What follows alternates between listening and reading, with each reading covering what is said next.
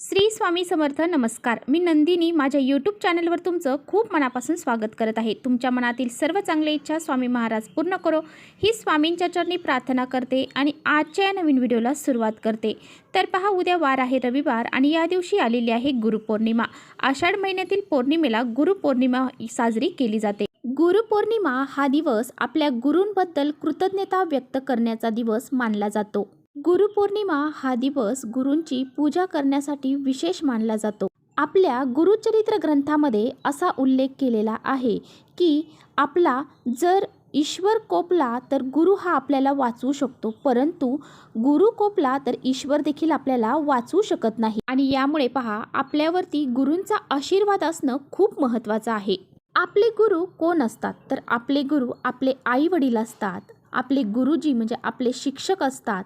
ज्या व्यक्तींकडून आपल्याला ज्ञान प्राप्त होतं ते आपले गुरु असतात. आणि म्हणून आपल्याला या दिवशी आपल्या गुरूंची सेवा ही आवर्जून करायची आहे. त्या दिवशी गुरूंची सेवा केल्याने आपल्या कुंडलीतला गुरुग्रह हा मजबूत होतो. त्यामुळे आपल्या कुंडलीतला गुरुग्रह मजबूत होऊन आपल्या जीवनातील आर्थिक समस्या ह्या दूर होतात. यामुळे आपल्याला या दिवशी काही सेवा आणि उपाय या दिवशी करायचे आहेत.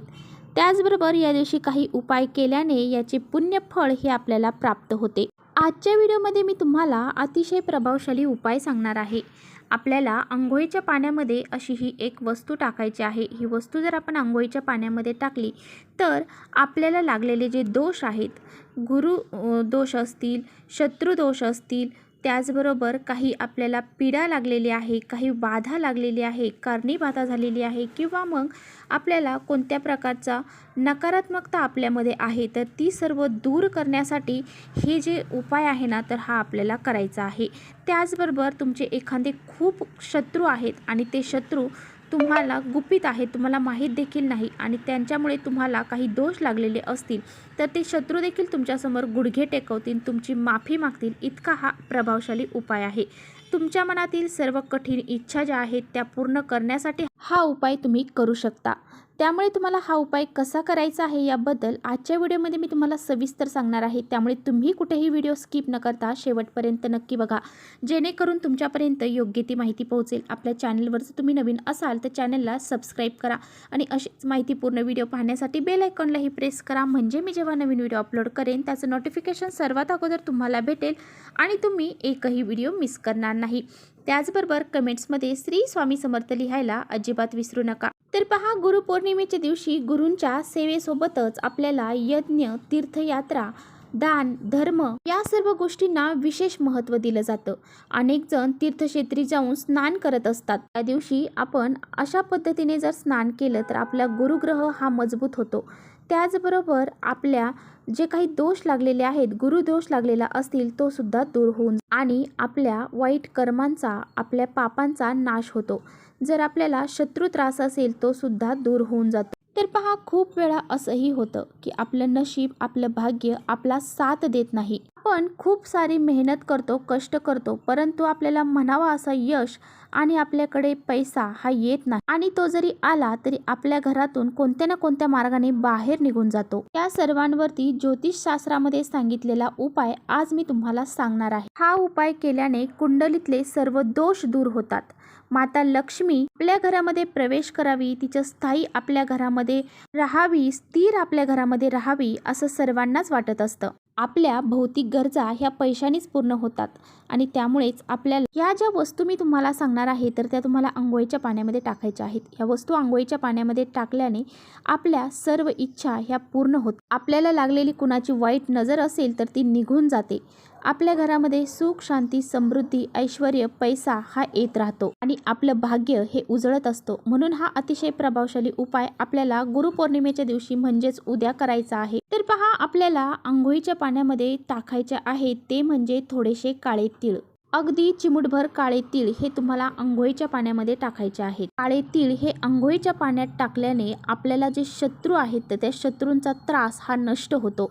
आपल्याला जर पितृदोष असेल तो सुद्धा दूर होतो आणि आपल्याला पितृंचे आशीर्वाद प्राप्त होतात. त्याचबरोबर आपल्याला थोडंसं कच्चं दूध जे आहे ते सुद्धा अंघोळीच्या पाण्यामध्ये टाकायचं आहे. कच्चं दूध टाकून जर आपण आंघोळ केली तर आपल्याला मानसिक शांतता ही मिळत असते. घरात पैसा हा कायम टिकून राहतो आणि भगवान विष्णू आणि माता लक्ष्मी यांची कृपा देखील आपल्यावरती होते. त्याचबरोबर आपल्याला आंघोळीच्या पाण्यामध्ये थोडंसं गंगाजल देखील टाकायचं आहे.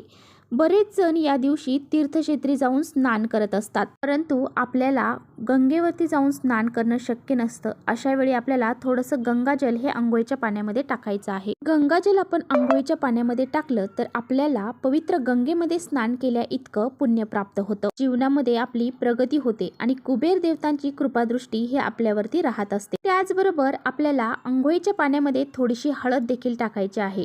गुरुपौर्णिमा आहे आणि त्यामुळे आपल्याला हळद ही टाकायची आहे आणि हळदीचा संबंध हा थेट गुरुग्रहाशी आहे. जर आपल्या गुरुग्रह जर कमकुवत असेल, म्हणजे आपल्या कुंडलीमधला जो गुरुग्रह आहे आपला जर कमकुवत असेल तर आपल्याला बऱ्याच ठिकाणी अडीअडचणी येतात. आपलं कोणतंही महत्त्वाचं काम हे पूर्ण होत नाही आणि नेहमी आपल्याला अपयशाचा सामना हा करावा लागतो. म्हणून तुम्ही जर थोडीशी हळद टाकून आंघोळ केली तर आपला कुंडलीतला जो गुरुग्रह आहे तर तो मजबूत होतो. हा उपाय जर तुम्ही केला तर तुम्हाला धनवृद्धी होते आणि म्हणून तुम्हाला थोडीशी हळद आंघोळीच्या पाण्यामध्ये टाकायची आहे.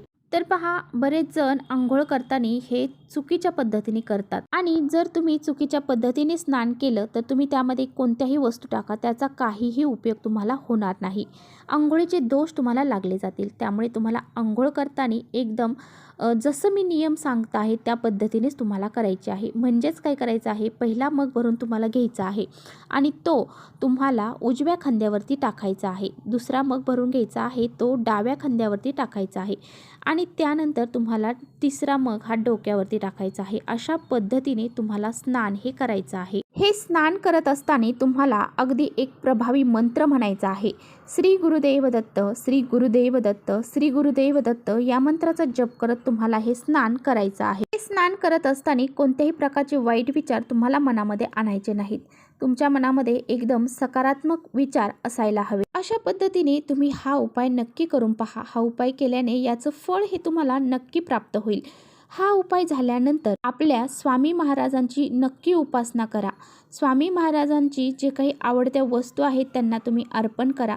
त्यांची मूर्ती असेल मूर्तीवरती अभिषेक करा. फोटो असेल फोटो स्वच्छ करून त्यांना आपल्याला त्या पाटावरती एका स्थापन करायचं आहे. त्यांची विधिवत पूजा करायची आहे. आवडणाऱ्या वस्तू त्यांना अर्पण करायच्या आहे आणि आपले जे गुरु आहेत, आई वडील असतील, शिक्षक असतील, यांना तुम्हाला नमस्कार करायचा आहे आणि त्यांना एक पिवळ्या कलरचं गुलाबाचं फूल तुम्हाला द्यायचं आहे. अशा पद्धतीने तुम्हाला हा उपाय करायचा आहे. तर चला इथेच थांबवते. माझा व्हिडिओ आवडला असेल तर नक्की लाईक करा. चॅनलवर नवीन असाल तर चॅनलला सबस्क्राईब करा. परत भेटूया अशाच छानशा व्हिडिओसोबत. तोपर्यंत श्री स्वामी समर्थ.